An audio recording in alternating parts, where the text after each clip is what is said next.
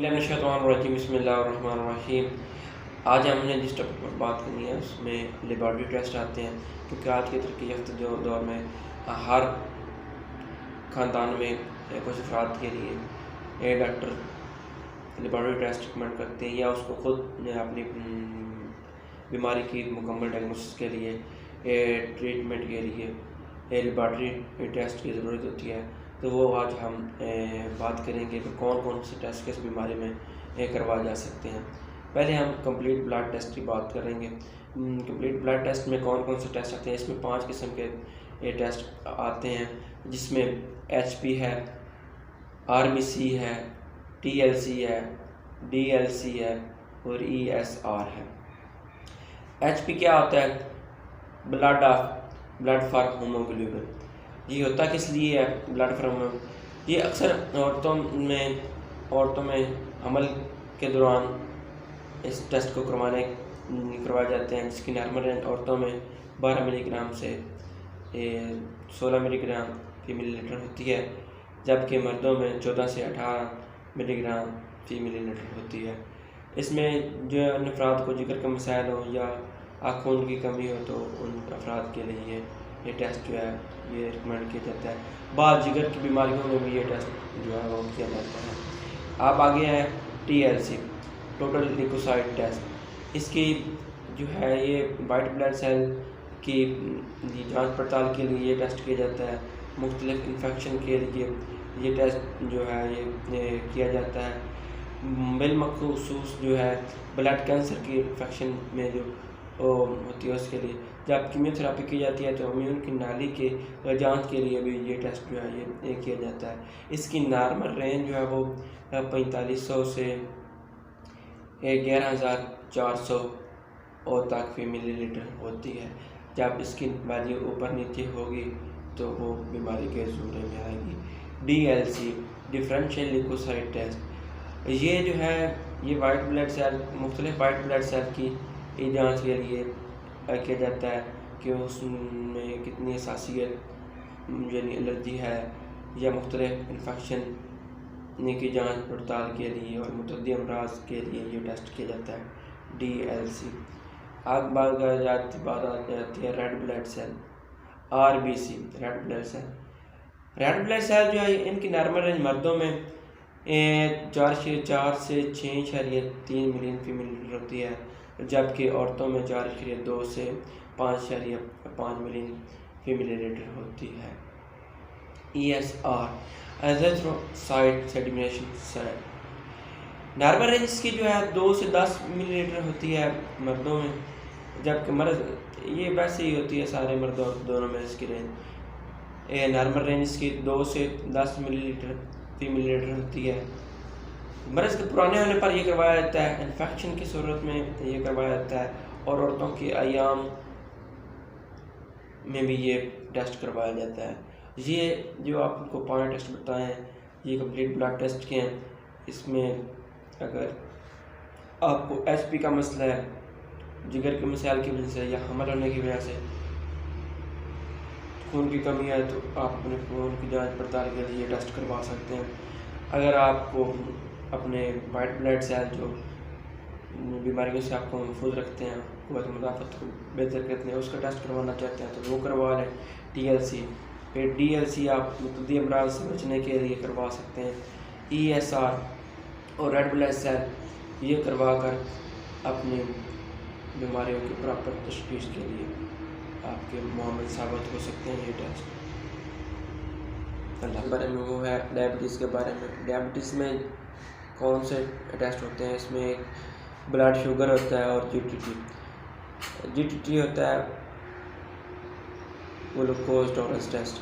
Blood sugar जो है ये डायबिटीज़ के मरीजों की शुगर को कंट्रोल करने के लिए चेक करने के लिए ये किया जाता है ब्लड शुगर। इसमें आपने इसका तरीका क्या आ गया, सैंपल नहार में देना है फास्टिंग हालत में, तो इसके बाद आपने खाना खाने से 1 घंटे से 2.5 घंटे के दरमियान सैंपल दूसरा देना है, फिर तीसरा सैंपल देना है 2.5 घंटे से 4.5 घंटे के दरमियान। तो ये रैंडम हालत में आपका शुगर कंट्रोल का शुगर जांचने का ये टेस्ट होगा। हर 5 घंटे के बाद बंदा नहार मुँह में आ जाता है। तो इनसे आप अपनी शुगर की जो है वो वैल्यू वो जान सकते हैं। GTT ग्लूकोज टॉलरेंस टेस्ट, इसमें जो है शुगर कंट्रोल के पोजीशन से वाकफियत के लिए ये टेस्ट करवाया जाता है। इसका तरीका क्या है। अव्वल जो आप नहार मुँह यानी खाना खाने से पहले फास्टिंग की हालत में आपने करना है। फिर आपने 50 से 100 ग्राम तक ग्लूकोज पिलाना है जिसका टेस्ट कर रहे हैं उसको। तो रैंडमली आधे घंटे के बाद एक करना है, फिर आधे घंटे के बाद दूसरा करना है। ये 6 स्टेज आपने पूरे करनी है आधा घंटे के बाद। इस दौरान आपने खाना पीने की कोई चीज़ नहीं देनी, पीने में सिर्फ आप पानी इस्तेमाल कर सकते हैं। तो ये GTT का टेस्ट जो है ये इस तरह किया जाता है। इस टेस्ट पर ज़्यादा निसार इसलिए नहीं किया जा सकता क्योंकि हर फर्म में मेटाबॉलिज्म का रेट जो है वो डिफरेंट होता है। तो इनसे आप ऐसे काफ़ी हद तक जो है शुगर की जो है तशख़ीस करवा सकते हैं। 2 टेस्ट से, ब्लड शुगर से और GTT यानी ग्लूकोज टॉलरेंस टेस्ट से। गुर्दों के फेल यानी किडनी के लिए जो टेस्ट किए जाते हैं उनमें ब्लड यूरिया, सीरम इलेक्ट्रोलाइट्स और सीरम क्रेटिनाइन है। ये 3 तरह के टेस्ट है ये गुर्दों का फेल जांचने के लिए किए जाते हैं। ब्लड यूरिया की नॉर्मल रेंज जो होती है वो 10% से 50% होती है। ये टेस्ट जो है ये गुर्दों के फेल की द्रोश ख़राब होने की हालत में किया जाता है ब्लड यूरिया का। इसमें आप एल्बुमिन यानी प्रोटीन जिसे चर्बी भी कहते हैं उसकी जांच के लिए ये टेस्ट जो है ये किया जाता है। इसके बाद आता है सीरम इलेक्ट्रोलाइट्स। ये सीरम इलेक्ट्रोलाइट्स जो है ये टेस्ट जो है ये डायलिसिस के वक्त किया जाता है कि और उल्टी जिसे कहते हैं या दस्त के मोशन की ज़्यादती पर भी सीरम इलेक्ट्रोलाइट्स के टेस्ट किया जाता है।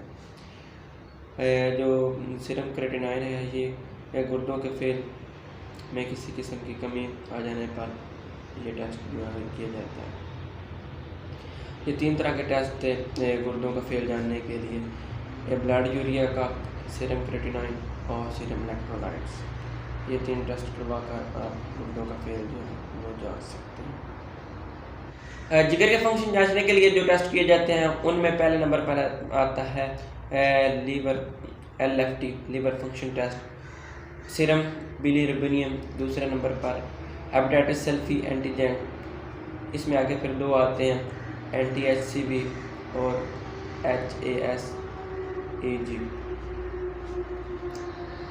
सीरम बिलिरुबिनियम, इसमें जो है जो जरकान के लिए जो टेस्ट किया जाता है वो सीरम बिलिरुबिनियम है। इसमें सीरम का जो वो कलर है वो ज़र्द होता है।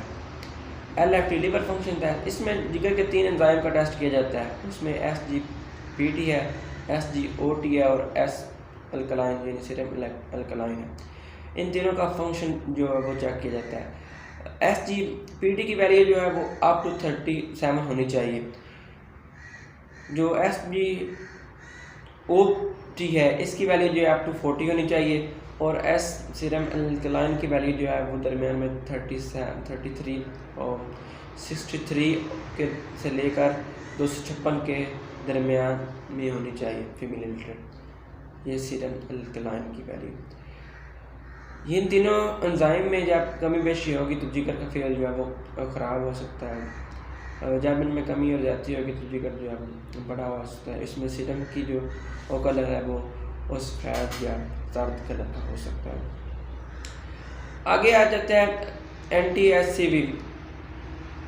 इसमें ये टेस्ट जो है ये जरकान असफर और जरकान असफर दोनों के लिए किए जाते हैं। जरकान असफर जो होता है ये पीला जरकान होता है यानी हेपेटाइटिस B और जरकान असफर यानी काला जरकान ये हेपेटाइटिस C कहलाता है। ये टेस्ट जो है ये anti-HCV ये डिवाइस पर किया जाता है। इसमें जो है रिएक्शन हो जाए, रिएक्शन ये पॉजिटिव होता है, अगर नॉन रिएक्टिव हो जाए तो ये नेगेटिव होता है। ये डिवाइस के ऊपर ही होता है। फिर आगे PCR या एलिजाबेथ मेथड होता है। ये मेथड जो है ये खून की जांच की में मरीज़ की काट ऑफ वैल्यू देखी जाती है क्योंकि हर मरीज़ की काट ऑफ वैल्यू जो होती है वो डिफरेंट होती है और ये मरीज़ की हालत में इसकी काट ऑफ वैल्यू मरीज़ की जो होती है वो बड़ी होती है।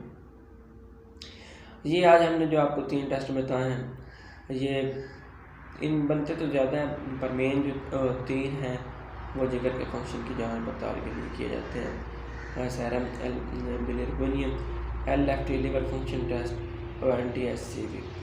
ये टेस्ट करवा कर आप जिगर का फंक्शन की जांच पड़ताल कर सकते हैं। मलेरिया बुखार की तशखीस के लिए जो टेस्ट होता है वो ब्लड फॉर MP होता है। टाइफाइड बुखार की तशखीस के लिए जो होता है वो और वेड्रॉल टेस्ट होता है। टाइफाइड बुखार होता है कि अगर 2 हफ्ते से ज़्यादा बुखार अगर आपको हो जाए तो वो और टाइफाइड की ज़ुमरे में 10 की नॉर्मल रेंज जो होती है वो 1/20 से लेकर 1/80 तक होती है।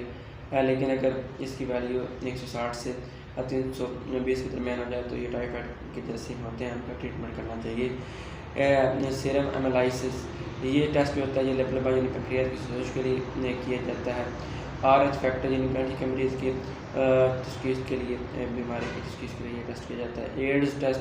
एड्स बीमारी की तशखीस के लिए टेस्ट किया जाता है।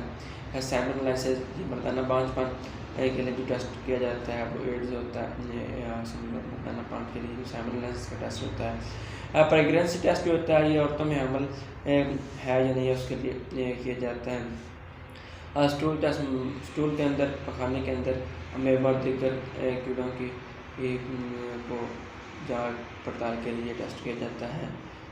आगे यूरिन टेस्ट में गुर्दे और जिगर की गुर्दे और निशानी की पथरी और इन्फेक्शन की जांच पड़ताल के लिए ये टेस्ट किया जाता है। साथ में डायबिटीज़ गोली की हालत में भी ये टेस्ट किया जाता है। यूरिन टेस्ट मुख्तलिफ इन्फेक्शन गुर्दे और जिगर के इन्फेक्शन के बारे में ये टेस्ट किया जाता है। AHO फैक्टर ये ब्लड ग्रुपिंग के लिए जो टेस्ट किया जाता है वो ये होता है।